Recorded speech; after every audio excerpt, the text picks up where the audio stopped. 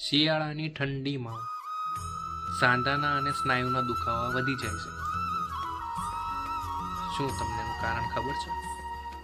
નહીં. ચાલો જાણીએ.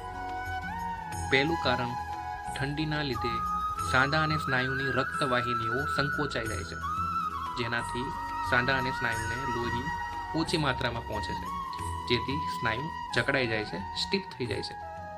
બીજું કારણ, શિયાળામાં ઠંડીમાં તરસ ઓછી લાગે છે, જેનાથી બોડીમાં પાણી ઓછું જાય છે, જેનાથી ઘૂંટણના સાંધામાં કે કોઈ પણ અન્ય સાંધામાં બનતું સાઇનોવિયલ ફ્લુઇડ, લ્યુબ્રિકેશન ફ્લુઇડ ઓછું બને છે, જેનાથી ફ્રિક્શન વધે છે, સાંધામાં ઘસારો વધે છે, એનાથી દુખાવો વધે છે.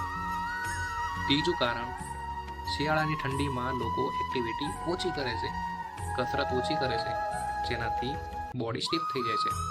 ચોથું કારણ, શિયાળામાં સનલાઇટ લોકો લેતા નથી ડાયરેક્ટલી, જેથી વિટામિન D3 અને કેલ્શિયમની ઉણપ થાય છે.